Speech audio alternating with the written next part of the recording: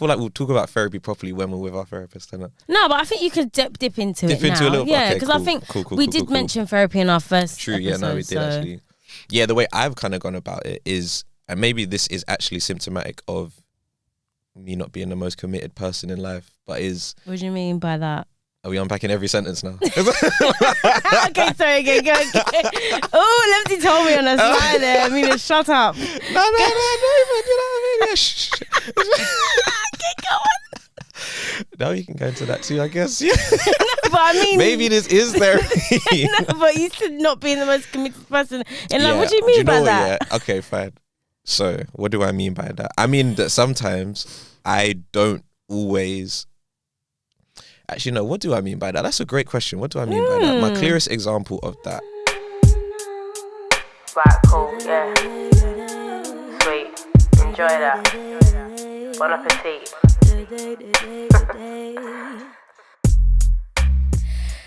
Boom! Boom, boom, boom, boom. You're listening to Facts. Chats. And you know who it is. My name is Lemzi. That's Lemzi, the Gemini. And my name is Amelia Poamz, the Pisces. Jeez. And this is your first edition of Unpacked. We agreed that name in the car literally 50 minutes ago. We did. But it makes sense.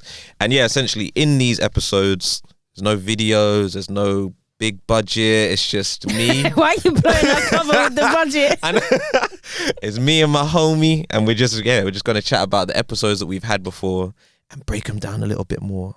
Unpack some of the things. Let's unpack that. Yeah, Let's really unpack that. I'm ready, because we spoke about a lot that last one, In our last episode, the first one that came out of the series. Jeez. We spoke about a lot. It was just me and you chatting. Having a nice little chinwag. Yeah. We're very much reflecting on the last year that we had, because at that time of the year. Was a bit of a mazzoline. Yeah, exactly. We spoke about our flexes. We spoke about our L's. We spoke about any lessons that we learned and what we were going to kind of take forward into this year. Some of the biggest music as well.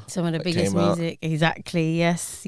All right, where do you want to start then in terms of unpacking a little bit more? Because we did some big general topics came up, whether it was grief, like you said, heartbreak, relationship, it was a lot. Money even kind of came up as well. Where do you want to start? I don't know. I don't know. I mean, after that, what were your feelings and thoughts coming away from that? Did you have any even questions that came to mind for you? Questions. Do you know what? The feelings and thoughts that I had primarily was like, okay, number one, I was like, yeah, it feels good to be back. It feels good to be back, which is good. Number two, I was like, do you know what? I just had a great feeling that we've evolved from where we had started as well. Like, even just because we're closer than we were a year ago. Yeah. The fact that like we went into some of the topics that we did, I was like, okay, cool.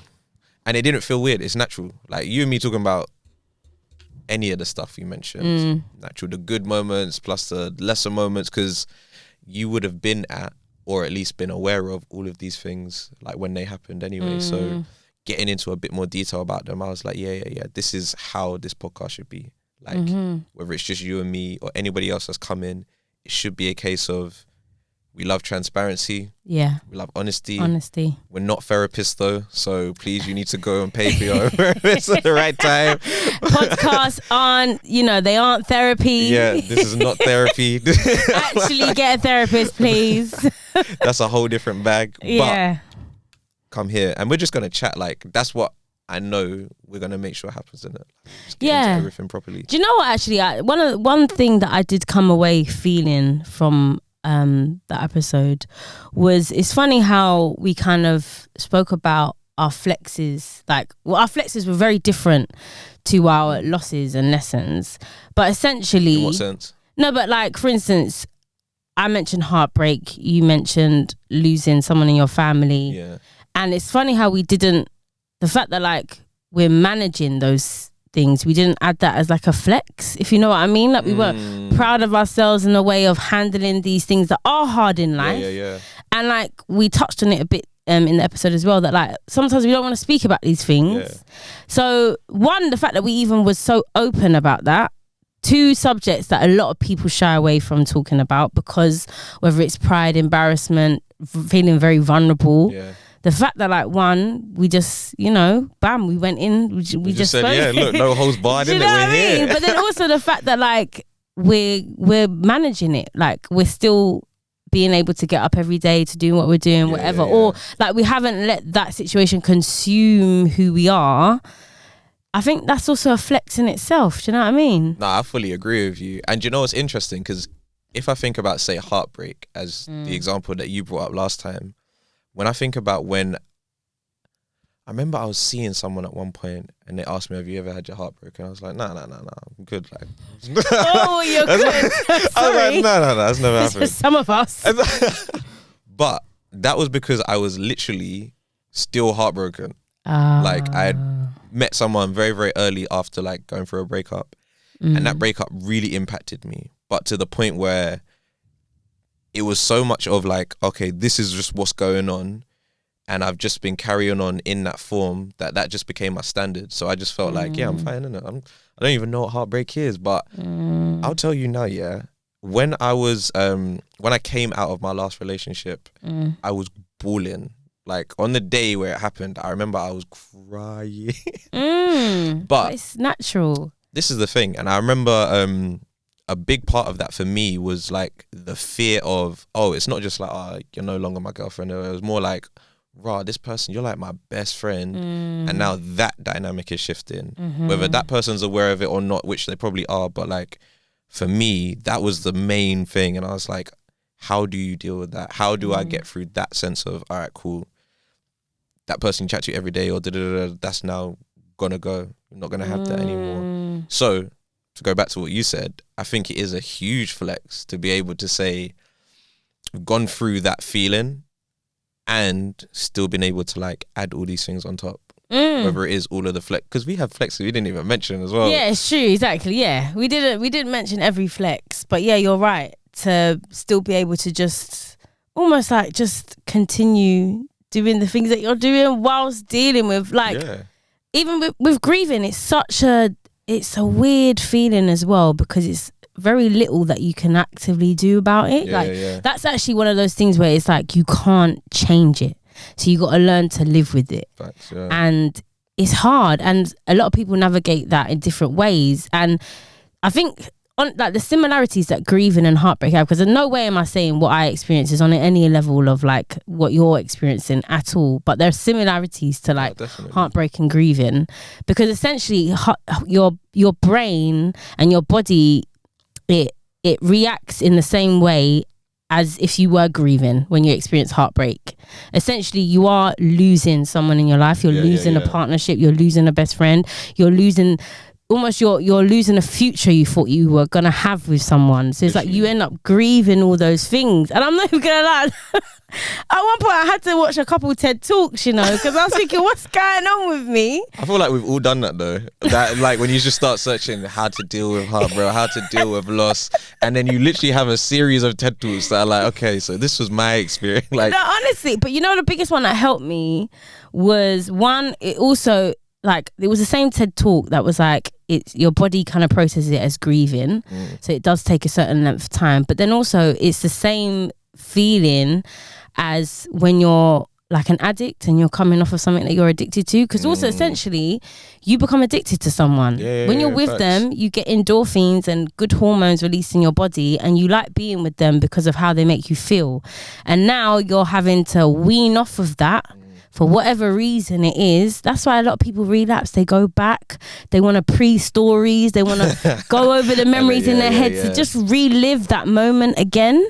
And that really helped me kind of understand, like, okay, because also as well, and I think we've come into a time now where you've got like situationships, the lines are blurred. The lines are very, very blurred, and you feel very stupid to almost be mourning over something that you didn't even know what it was that you had with the person.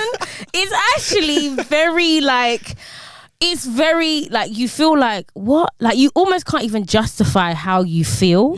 But I remember with me, I actually thought, I don't give a heck if to someone else it might be like, why is she so like torn up over that? Yeah. I actually thought I'm good. I feel the way that I feel, and you know what? Actually, this done for me. This really enlightened for me that like the last time I got my heart broken from like, wow, you know, what's the record here?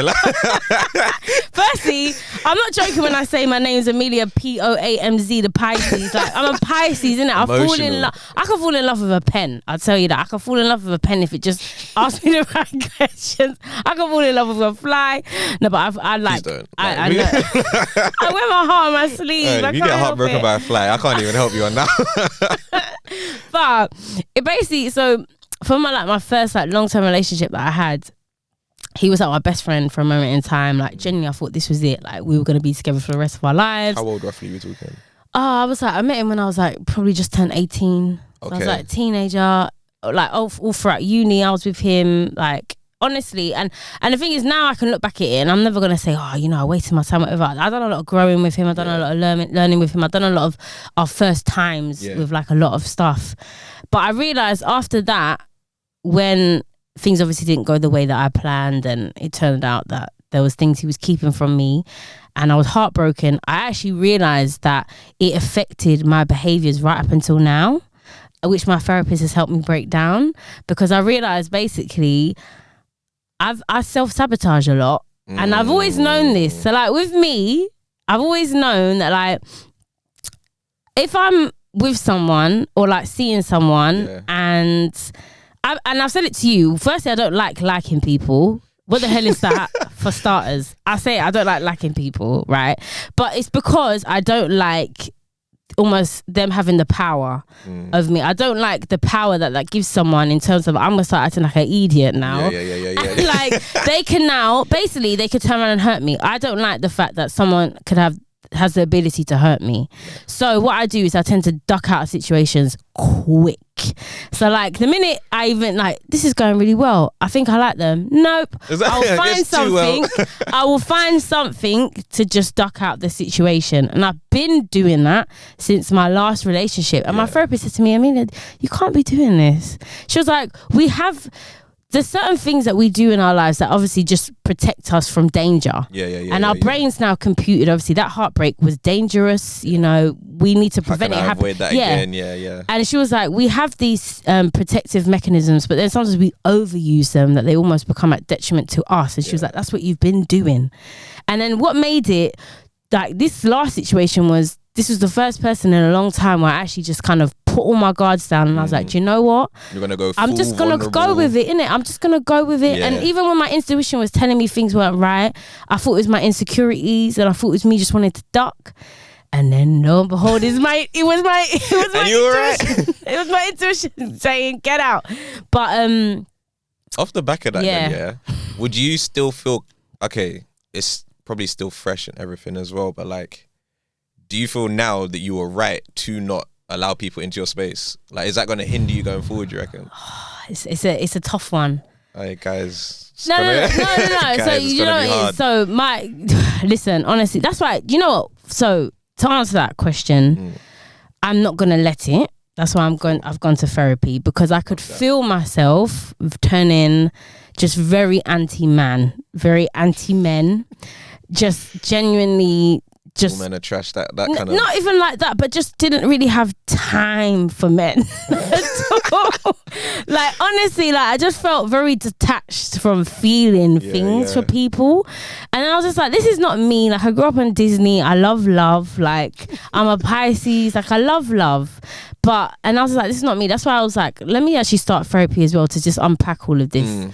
But also, my therapist did say, you know, it's just very unfortunate that like everything, that all those protective mechanisms you had in before, the one time you didn't use them, it's when you needed it. I needed it. Oh man. And she was like, you know, we are obviously, this is going to take time and we'll get through it, but I'm willing to like, when I'm I mean, I wouldn't say I'm in that space now to even want to let people in anyway, because I also just think I'm also conscious of the harm I might cause them by just not being open enough, and also it's not their job to come and like prove to me that I need to just fix that up within myself. I can't remember what your question was. But yeah. Would it hinder you going forward was the question. I'm not going to let it hinder me. I'm giving myself, like, this year I'm going to be back out there. I'm telling you, I'm going to just say, right, Amelia, come on. The past is the past. These are just a few people that you've met. And that's it's those people as well. That's the main thing to remember. It's not you. Yeah. It's not you. You didn't really make any errors. I feel like when you allow yourself to be super vulnerable as you did, and in any relationship that's semi-serious, at least you're going to have to do that, because the relationships are going to have those foundations of trust and honesty and loyalty. So it's going to be, okay, who is this character? And as soon as someone shows you their real character, that's when it's like, yo, it's not my fault. Yeah, it's true. All it is. It's true.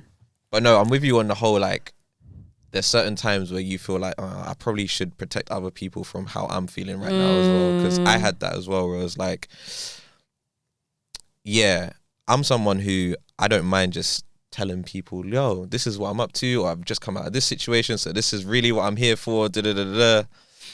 But then lines get crossed. Like, lines get blurred. What do you mean? So, okay, as an example, I had a situation where me and a woman were just meant to have sex, basically. And that had been agreed before anything happened. Like, we were like, all right, cool. So this is why we're gonna chat. Really, this is why we'll see each other. This is why we're chatting. And I remember her saying, I think after the first, maybe second time, maybe the first time even, like, this is cool, but I know one of us is gonna catch feelings, and then it's just gonna all blow up. And I'm like, in my head anyway, I was like, it's not me. Like, I told you what's going on for me personally, and where we go from here. Let's just see, kind of thing. Because it really was meant to be no pressure, no anything like that. And she was right. Like, I can't conclusively say she caught feelings, but she definitely made it seem that way. And then it turned into a whole saga of like, okay, it just, what's the saying? Things that shine twice as bright last half as long, or something like that. I've never heard that saying, but so basically, like, when it's like really impactful and really intense and really da-da-da, it usually doesn't last very long. Because I'm surprised I don't know that saying, because that is literally my situationships in a nutshell. But yeah, go on. Yeah, so that one just was like, okay, I need to make sure that I'm saying what I'm saying, but also there's the actions behind that as well. Because I remember even when I was talking to you, like, yeah, but how were you a lot of the time when you were communicating? Were you making her feel like you might have feelings, or were you making them feel like whatever is gonna, like, you're really, really close, so it's beyond the thing that you've stipulated with your words?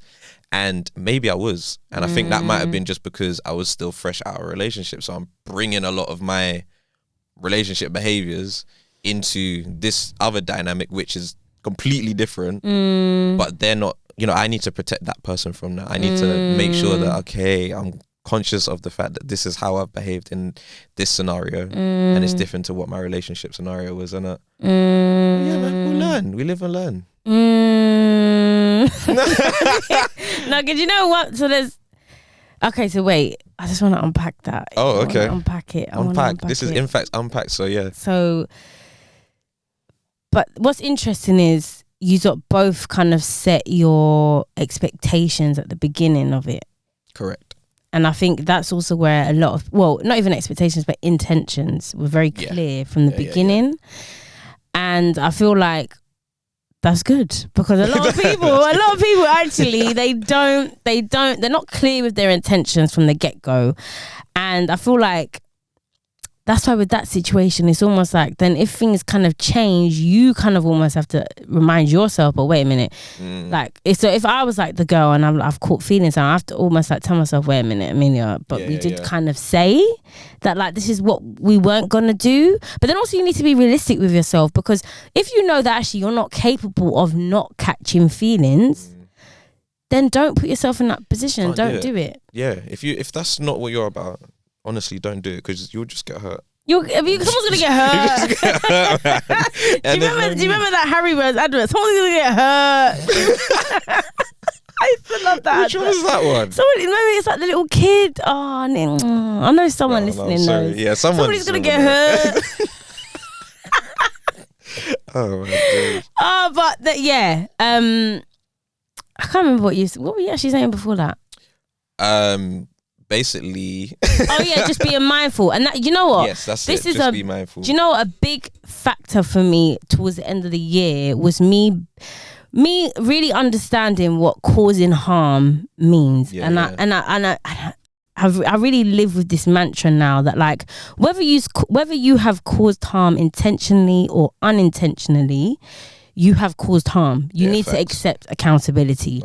And I've realized a lot of people escape accountability by saying, oh, but I didn't mean to do that. Do you know what I mean? That was never in my intention. Well, either way, you caused harm. Like, that's the way it landed, innit? Like, whether you meant for it to land like that, that's the way it landed. And there's no, it's the biggest cop out from accountability going, oh, but I didn't, that's not my intention. What was your intention then? And how come it didn't come across that way?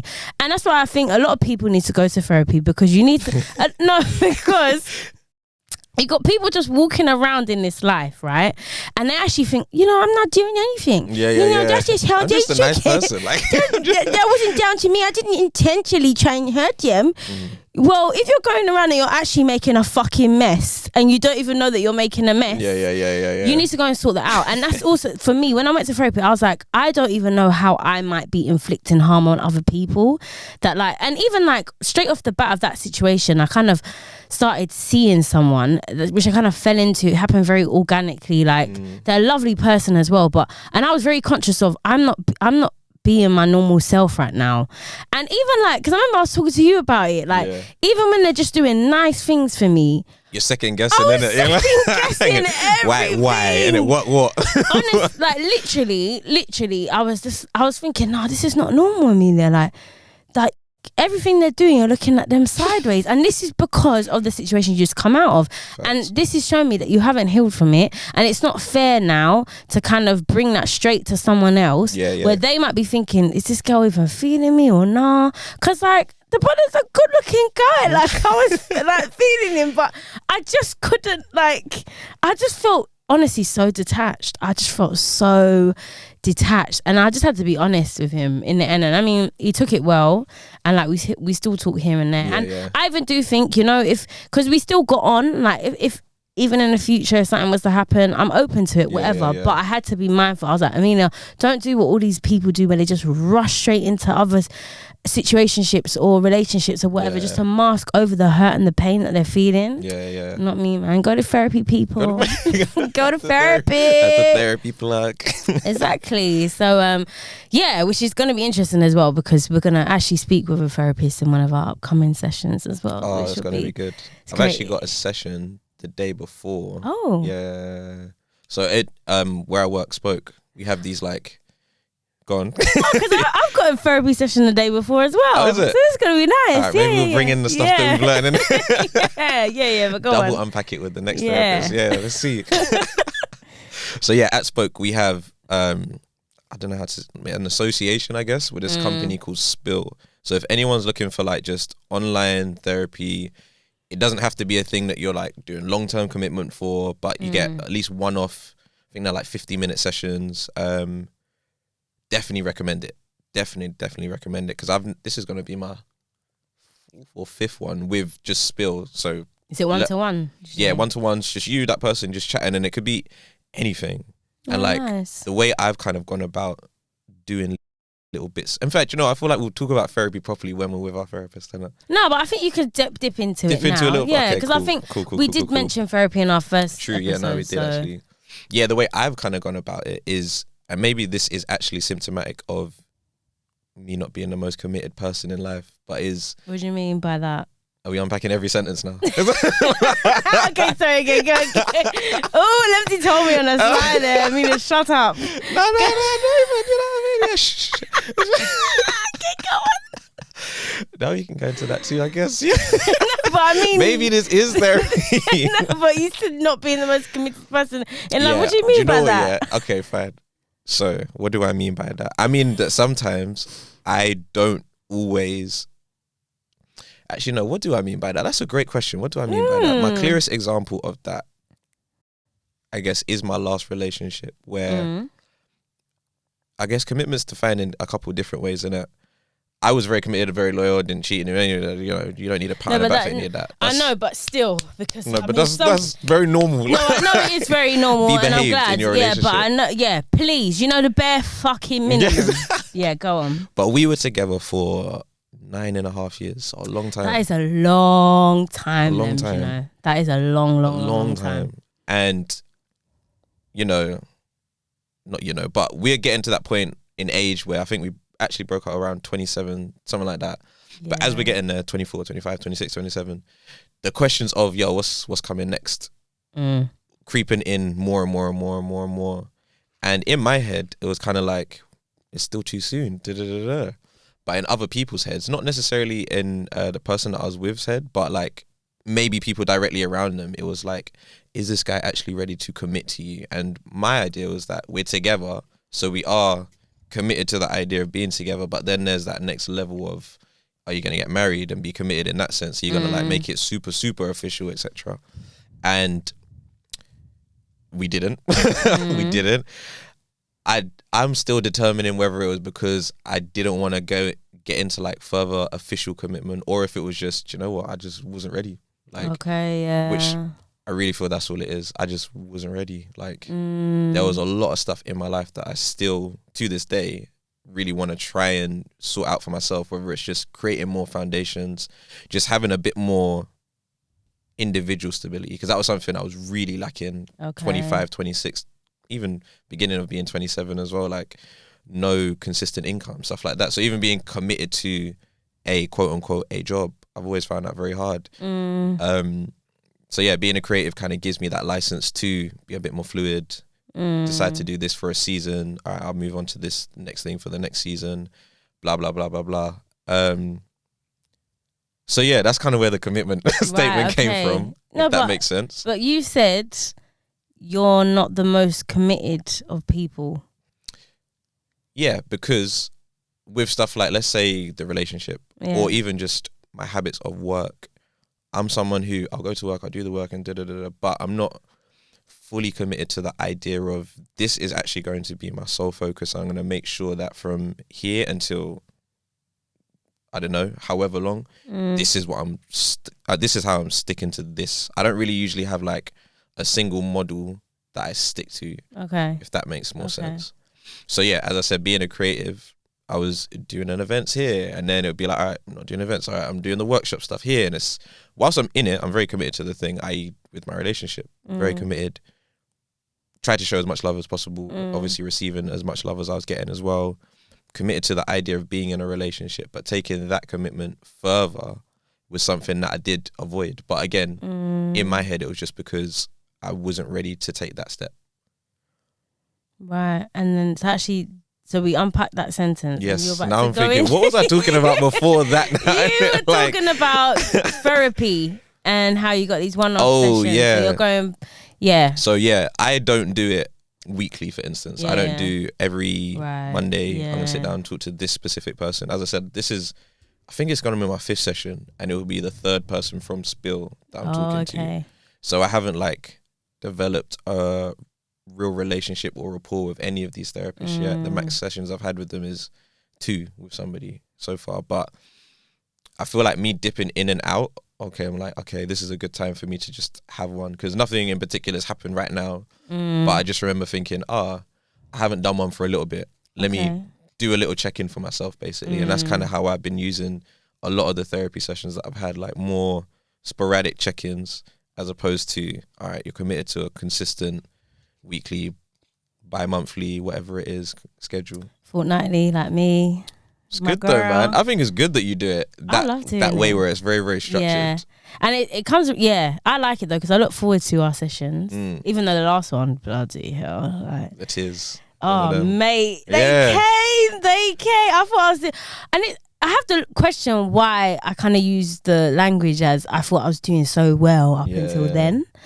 But like that what we kind of spoke about in that session, just a lot of emotions resurfaced, but I felt like I needed to get it out. I just remember towards the end, she was like, okay. She was like, I understand we've spoken about a lot of heavy things here, and obviously a lot of it's quite recent as well. She was like, how are you feeling? Like, upset, and I could feel her looking into my soul. And then you know when it's like, if you speak, you just know your voice is gonna quiver. And then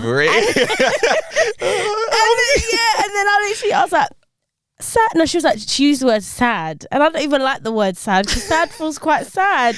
So she was like, are you sad? I was like, yeah, I'm sad. And then she was just staring at me. I was thinking, exactly. Hang up the phone. That little bit of silence. You just got to sit in that moment of acknowledging the sadness for a sec. And then I just started crying, man. But it actually felt quite nice to get it out though, because I felt like, oh, you know, I'm a human. Like, I feel, you know. I hope so. Yeah. You know, I'm very feel. No, but it was nice. And obviously, do you know what it is though, as well? I feel like you have to be in a particular space to actually get the most out of therapy, for one. That's true. And also to actually want to go to therapy. Because I realised a lot, like, for instance, my mum says she had very bad experiences with therapy. I know a lot of people that had therapy when they were children, and they said that their experience wasn't that great as well. And I think also because with children, I don't think a child is ever going to turn around and go, oh, mum or dad or whoever, I need therapy. You kind of just put someone in that space, and you're asked very interrogating questions, and it's like, if you're not ready to really face the things that actually, to be honest with you, are probably the most frightening things about yourself, or the most scariest things, like the things that worry you the most, then it's not gonna be a nice session, and you're not gonna enjoy it, and you're not gonna be able to take much from it. And also another thing, a lot of people really don't like accountability because I was thinking about it. You know? Yeah. And I feel we need to unpack this as well. All right, because do you know what? I was one of those people before that I was like, gym for me is the therapy. Gym for me is like therapy. No, gym's actually not like therapy. Gym just releases good hormones in your body. All right, question. How are we defining therapy? Right, there's therapeutic. Yes. I feel. Cool. Yeah, so there's something can be therapeutic. Yeah. But for me, actually now being in therapy sessions, it's not always comfortable. Do you know what I mean? And it's a two-way thing also. You know, you're being asked questions to then look at yourself, and sometimes you are gonna have to be like, okay, what did I maybe do wrong in that situation? The dumbbell in the gym is not gonna turn around to you and tell you maybe what you've done wrong. Do you know what I mean? And I see people saying, like, you know, parts car conversations, you know, it's therapy. I think with this language now, it's like, stop, just go to therapy if you actually think. Well, okay, so what's the difference then between the park car conversation and then actually going to therapy? Now, I think it's calming. Yeah. I think there's certain elements that's like just calming. Maybe you just need space for yourself. And I think, again, like sitting in a parked car before you go into your house, it's just time for you to think. So maybe you need to factor in that time in your day or in that week where you just have you time. Do you know what I mean? But that's not therapy. That's not actually therapy, because Now, again, everyone's life experiences are different, but if you have gone through something quite traumatic and your brain's processed that in a certain way, best believe it's not being unpacked by you just sitting still in the car outside your house. Best believe that trauma's not being unpacked or understood by you in the gym lifting heavy weights or running on a treadmill. I'm not saying that those things aren't good for you, they are. Yeah. But the impact of what therapy can have for you when you've had good and therapy is also, your experience with therapy is also about the therapist as well. 100%. So like you actually have to at least get along with them or actually value them as a person. And that's why I was I stipulated I wanted a black woman that understood the ends and all that, because I was like, this is the type of person I want to speak to. And I think it's fine to have those. A lot of people might go off like they have to share the same religion or stuff like that, or like same sexuality, whatever it is for you that works, your non-negotiables, and fine. But there are certain things that can help you get the best out of therapy. But I just wanted to clarify that there is a fucking difference. Because now I'm doing both, going to the gym and fucking going to therapy. I can feel the fucking difference.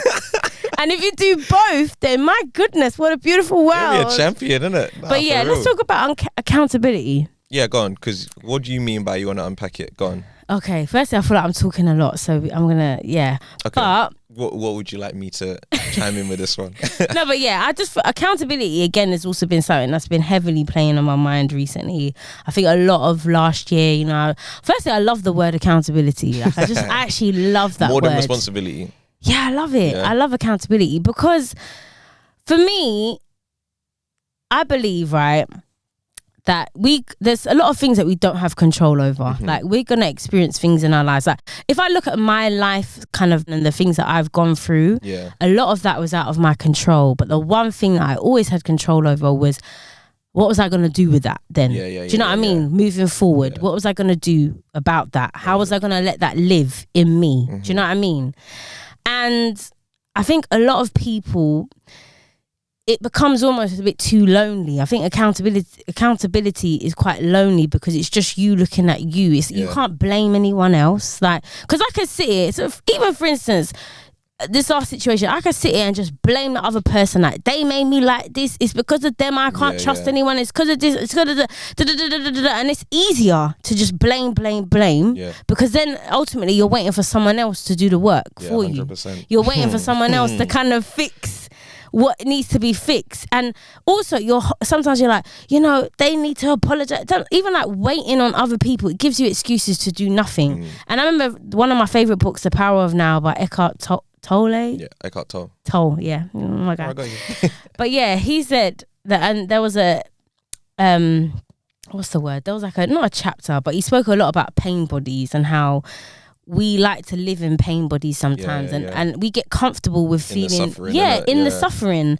It's easier to live in that suffering and to put it on everyone else and everything else and be like, it's because this happened to me that I'm like this. And it's like, well, wait a minute. Like, it's also down to you how much you grow. It's also down to you what you take from this. No, like, even situations I've been into where like nearly being evicted and all that, I remember feeling like I could go down one route in this life and just almost be like, fuck the system, fuck this, fuck that. Or I could go down another route and like own that happened to me, but then try and flip it, try and do something productive about it, try and actually better the person I am because of a negative situation.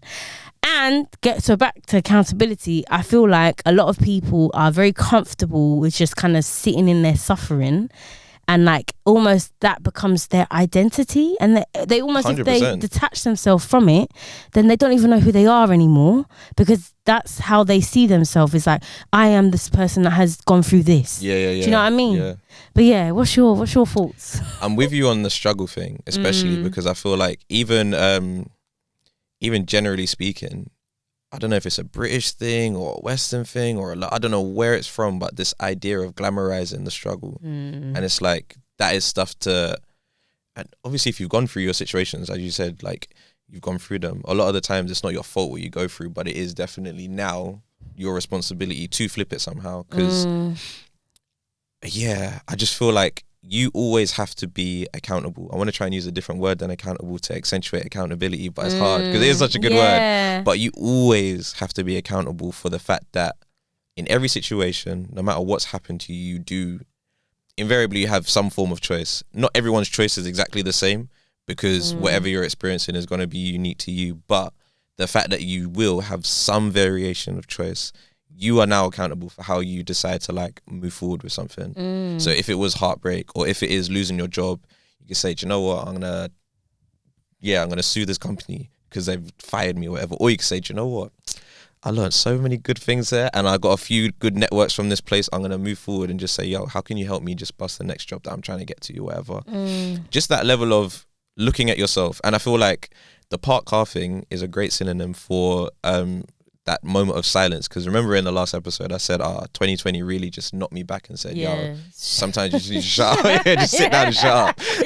And I really needed that, because all of a sudden it was a case of, okay, are you being accountable for the fact that your finances are not in a great place right now? Are you not just using the excuse of like me being a creative and I'm freelance and I'm just floating around? Like, are you using that as something to suppress the fact that you should create a bit more stability for yourself, not even for anybody else, but just for yourself? Yes.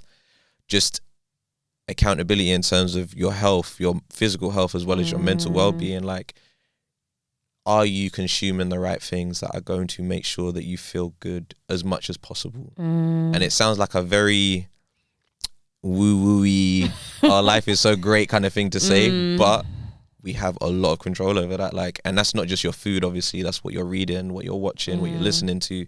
Make sure you listen to this podcast. Yeah. But just with those kind of things, like, be accountable, because it's only gonna highlight the true things in your life more and more and more and more. That's all it is. You can't live in a lie, man. You can't. And you know what though, as we were talking about this, I was like, this is sounding a bit Molly May-ish about we all have the same 24 hours. And just to differentiate, like, that's why I said, like, everyone has their own experience, which is going to vary. So the idea of choice, that's ubiquitous. But the things that are going to make you make certain choices, that's going to be very, very specific. So yes, we do all have from midnight until 11:59 seconds every single day. However, we all wake up in a different place. Yeah, exactly. We all have different people around us, if anybody around us. We all speak slightly differently. We have different biases that are against or for us. So yeah, that's why the 24 hours thing, it's like, I know you tried to say it, but yeah, I know. You missed a layer. Yeah, and as I was kind of like, yeah, because even when I was explaining, you know, we take the accountability of like how something's going to affect us. And I understand that there are some things in this life that are very, very traumatic. And it's not going to be, like, for instance, I think of myself of like people that have fled war-torn countries.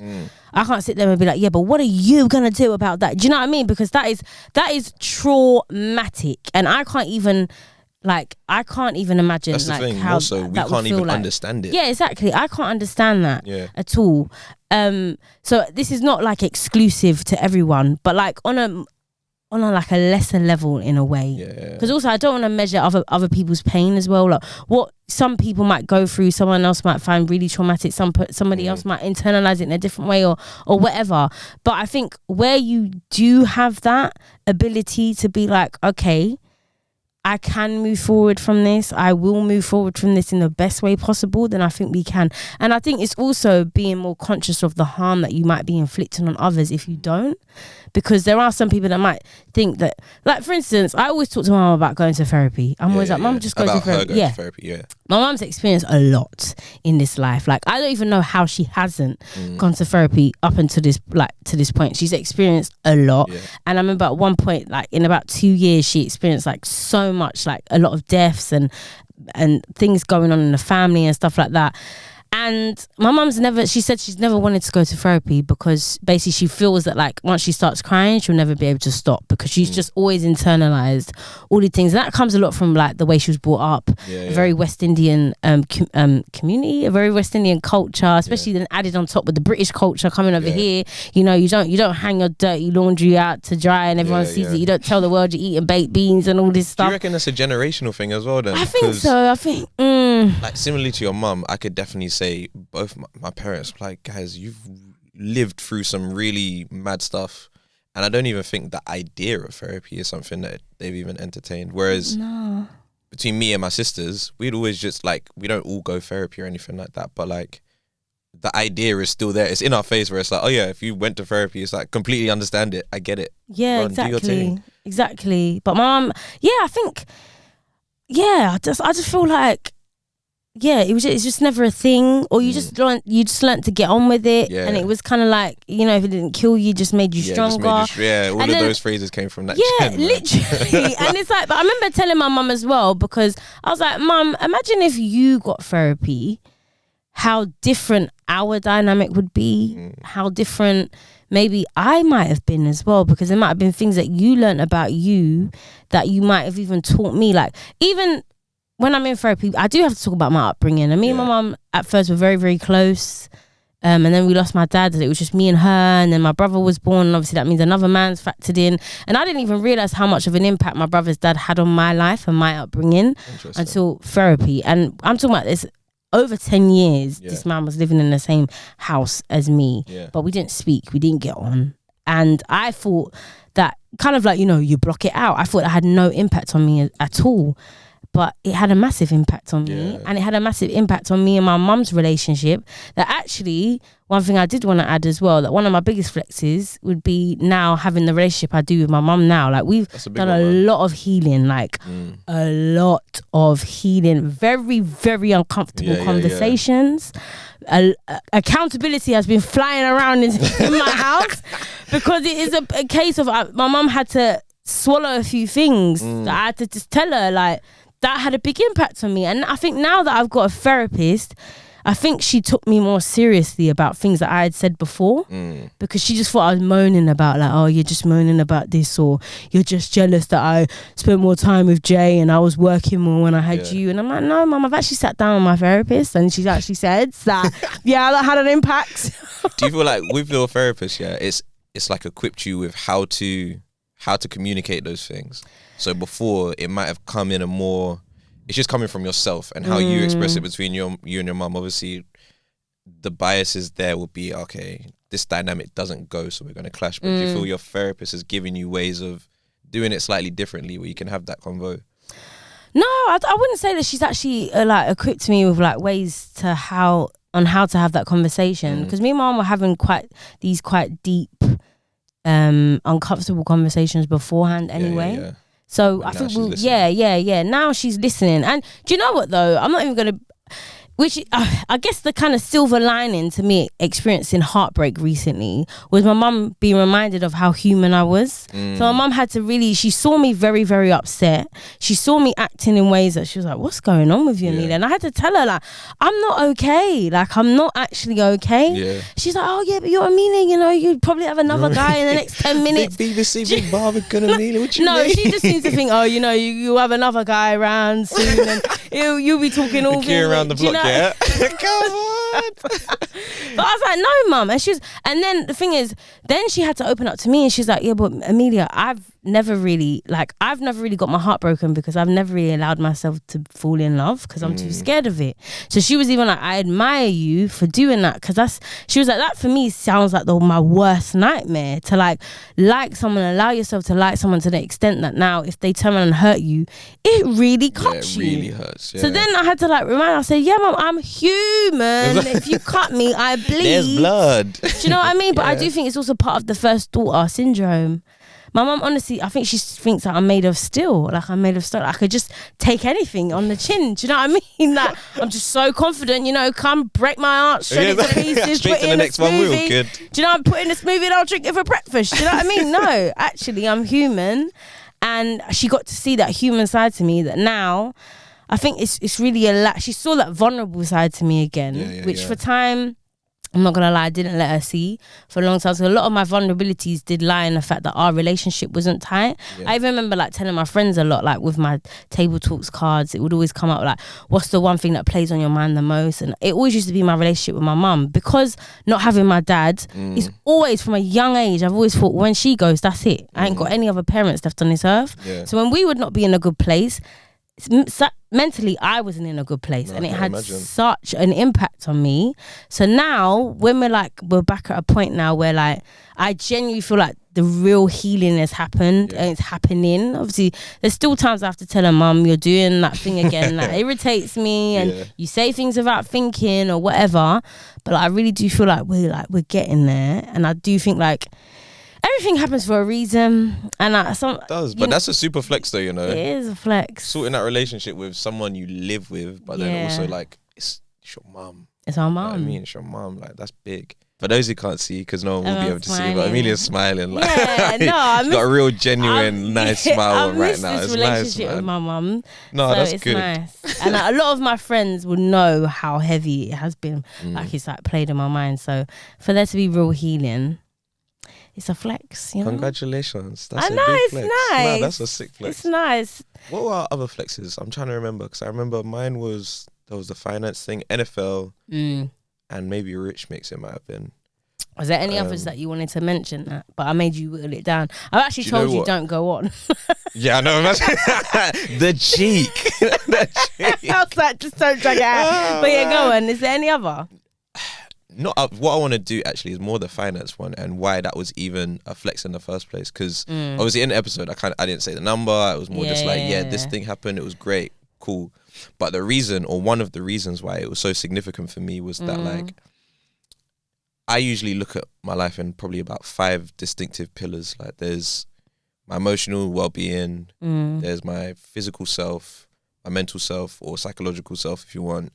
spiritual self and financial self. And my financial self is something that's just lacked. It's like, it's just not been a thing I could be like, yes, I'm proud for a long time anyway. And this last just over a year, I think it is, I made a real conscious effort to be like, no, I'm going to change that, because it's not cool being the friend who everyone wants to go and do stuff, or they want to go on a holiday, and you're like, do you know what, I'm broke, I can't do that, and and I don't want to make it sound like I've never had any money or anything, because that's not the case. But he's never asked me for money, everyone. He's never asked me. He's not that guy. He's not like that, you know. I'm not that guy. I will lend you a tenner if you need a tenner.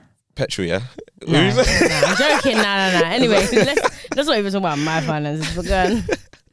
But no, that was a big flex for me, because I said to myself that particular number, and I was like, I can't allow anything, whether it's just mad enjoyment or the idea of being super frugal, because I've been super tight and super frugal. I'm like, okay, I'm not spending any money because I need to make sure I know each penny and pound, etc., etc. But there's obviously the flip where it's like, once you get a bit, you're like, aha, I can just go and just tap. Like yesterday when I went out, I actually tapped too much. How much did you spend? That was like a $5 day. Wow. But that wasn't just from being out and about. It was my friend's 30th, so that's number one. We're out enjoying. But I had a mare the night before, so I did some retail therapy as well on it. So. Oh, retail therapy. Are we using retail as therapy? That's another one. You're not going to buy your way to healing, bro. No, but I can buy my way out of feeling crap sometimes. No, I'm joking. But no, that was a case of, I actually just needed some clothes and new shoes as well. Like, I just needed some stuff. What, are those your new crepes? They're one of the pair, yeah. One of them? Jane. Stop it. Okay. Don't look at me. Oh my God. Anyway. Are you at Westfields? That was the first time I've been Westfields in ages, you know. Which one? Stratford one? Yeah, we're from East, man. I know, but I do like the one in West. I haven't been for better. time. The West one is better. Yeah, I actually want to go on a day where I'm going to allow myself to spend. Yeah. You have to be ready. I do really like that one. But what was I saying? Oh yeah, cool. Yeah, why with this is a big the deal? Because it had represented for me such a thing that just needed to change. Where I'm like, I'm really not happy with my condition in this moment. I'm not happy with how I'm representing myself with this element, i.e. the financial element. And again, I'm not balling. I'm not like I've got bare peas now or anything, but sticking to that idea of, cool. I want to make sure that anytime I get in, I'm putting X away and I can do that, because I know where I want to get to. And it's going to take a couple of different steps or checkpoints. And I think just having this first checkpoint is such an indication to me that it's like, yo, pat yourself on the back, because you haven't been here in so long that, like, anything could have happened to deter you from even doing this. You could have just gone, forget it, I don't really need to do that, I'll just go and spend money this way, that way. But I was just really, really proud of myself for that. Yeah, it should be. Oh. It's a flex. It's a flex. No, for real. It's a flex. And it's also something we're not really taught about money. It's something you have to teach yourself. Yeah, yourself. Exactly. And also the fact that it's very much down to your own self-discipline. Like you said, you're doing it for you, but you're also the same one that could turn around and be like, nah, I'll do it another time, or I'll make up for it, or next month I'll put in next month, next month. That thing doesn't work. It actually doesn't work. Trust me. It doesn't work. I want to big up my sister as well, actually, because she's someone who I look to for this as well. She's actually a year younger than me. I know. She's a year. So wait, she's the same age as me? Yeah, you love highlighting that you're younger than me. My days. Saying. But yeah, now you say that, you lot would be in the same school year. Oh, how interesting. Then. Okay. Yeah. Part that. Cool. But yeah, she just did bits, man. She managed to get her own place, and that was whilst going abroad on holiday and going to nice restaurants and doing all of, like, really still living her life. And I was like, yo, how did you do this, really? Because she's got a very well-paid job as well, which helps. She does. She has a very well-paid job, which she does now, but she, like, built up to get to that point anyway. Exactly. But I mean, also that does help. No, of course, you need it. You need something that's going to be your source of income to actually like save anything. And yeah, that was another thing, just having a job where I'm like, okay, I'm comfortable enough to be able to like really follow through with this and do this, which is spoke. And yeah, that's just something that enabled me to like be in a position to do so, because doing music for money was always something that really hindered me, because it would affect some of the stuff I'm trying to make. It would affect going to the studio, because you're thinking, all right, okay, I got about half an hour left for this. And you're not thinking, how can I make such a good piece of work? You're just thinking, I've got half an hour left and I'm not buying that next hour or whatever it is. So yeah, now being in this position, it just gives me a little bit, just a tiny bit more time to like really appreciate certain things. Whether it is going to the studio, for instance, because it's like, okay, I know I can actually do it slightly differently to how I was doing it when I was younger. Like, I don't have to just rely on the clock. I can make sure that it's something that I can really invest in if I want to. So yeah, man, that's just, I just wanted to unpack the finance one a little bit. No, but I think that's a big one, and I'll join you next year at some point. Hey, where come I can true. say that. I'm true. trying to pattern my finances this year, though. I am definitely. You know what though? So it's January, man. This is a hard month anyway. No. But you know what though? I have to be real though. To be honest, where my finances go tits up is my social life and where I go out. I'll be tapping my card at the bar, shots. Want to be doing this rock star fucking life, staying up. Do you know what's so interesting though? Yeah, that as of recent, I haven't been going as mad on nights out. And you know what I deeped it was, yeah, which I was like, wow, everything is so linked.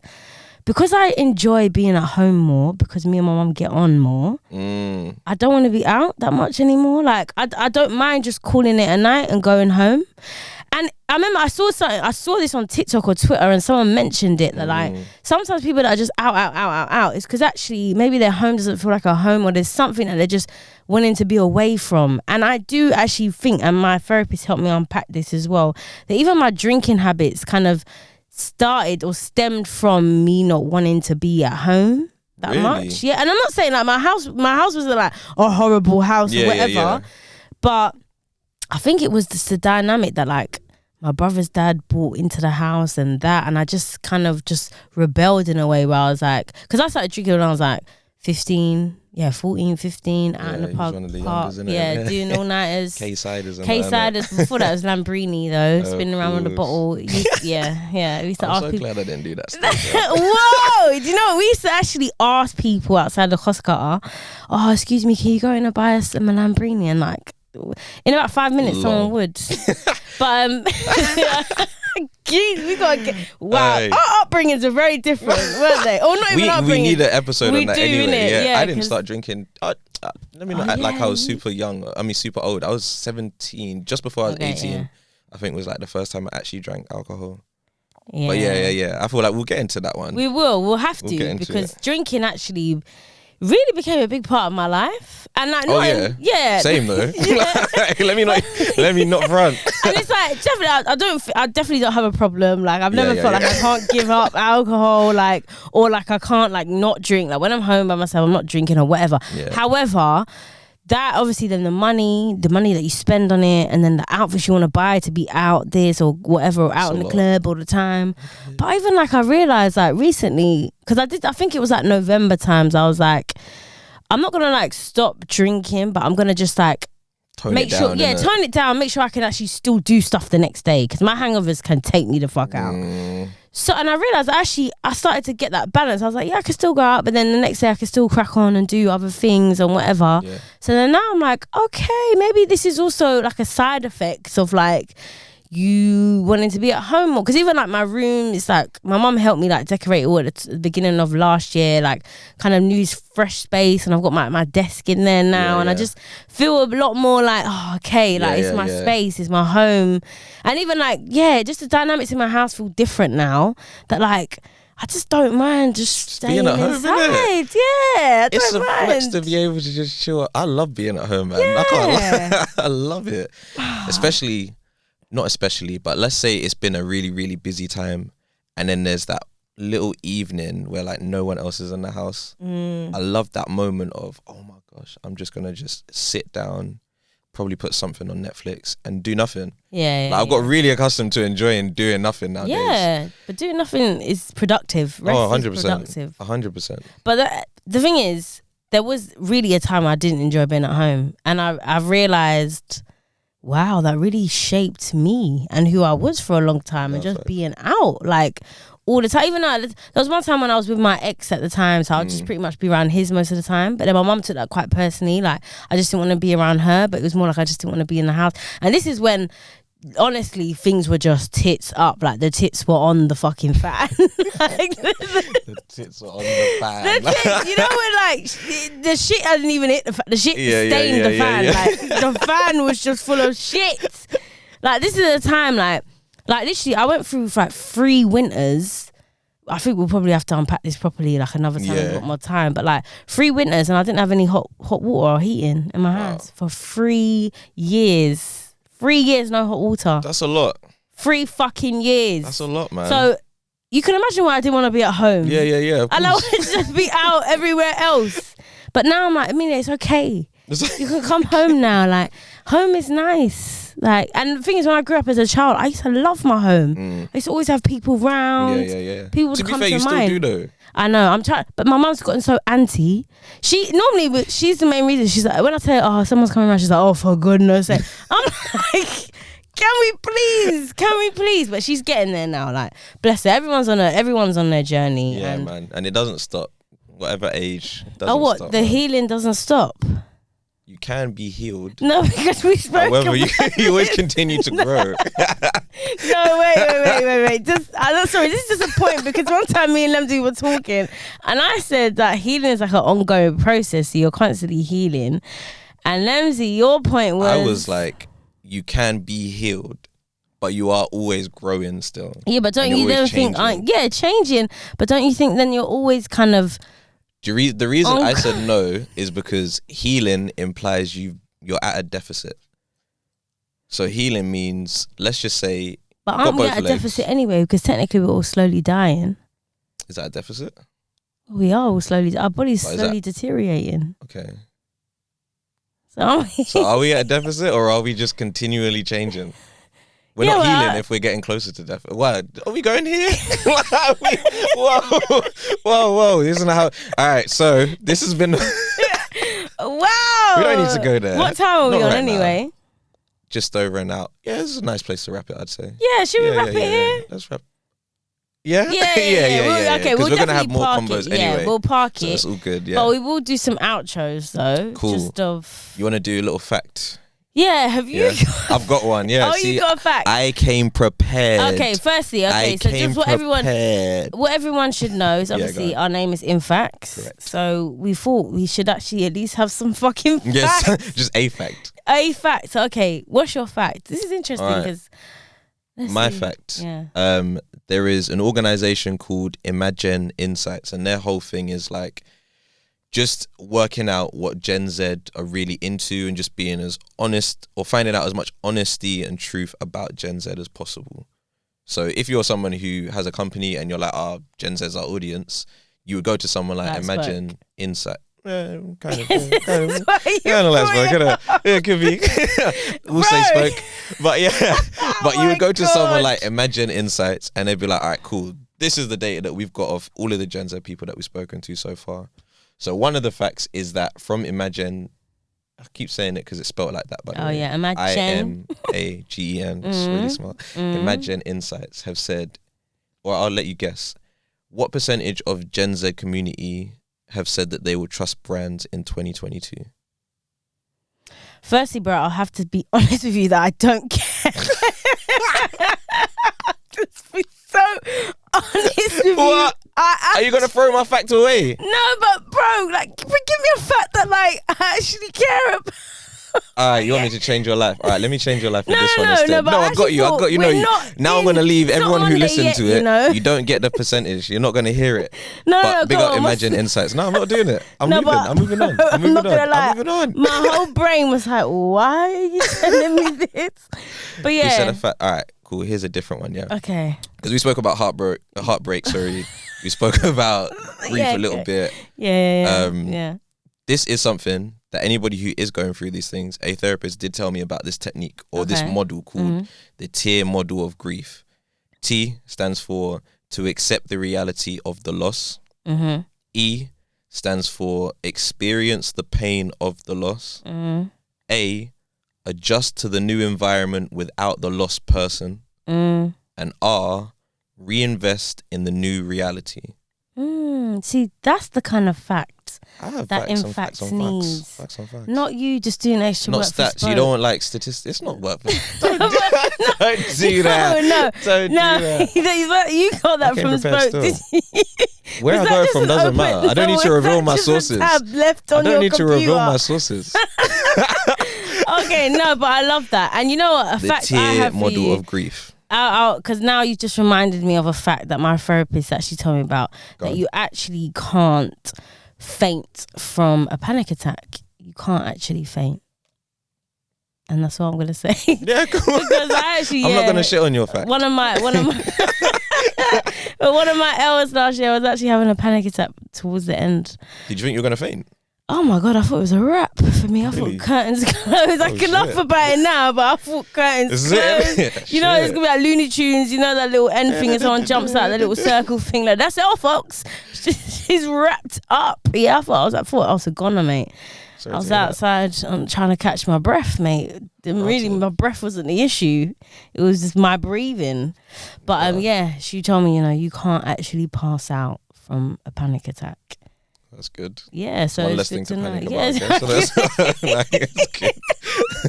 But anyway, that has been In facts. no, we're supposed to do that. Unpacked. No, in Facts. Chats Unpacked. Right. Sweet. Okay, anyway, Sweet. make sure you come back here every other week where you're just going to have the audio. You can just listen to us unpacking everything that we've been talking about to the guests and them. And find out some more stuff about us as we're oversharers. Yeah. That's. I think that's the best way to say it. We're oversharers. I'm gonna listen back and be like, wait, did I say that? We're going to regret it. Ooh, this will be used Delete against episode. us in Delete. court. Exactly. Trust me. All right, see ya. Peace. Cool, yeah. Sweet. Enjoy that. Bon appetit.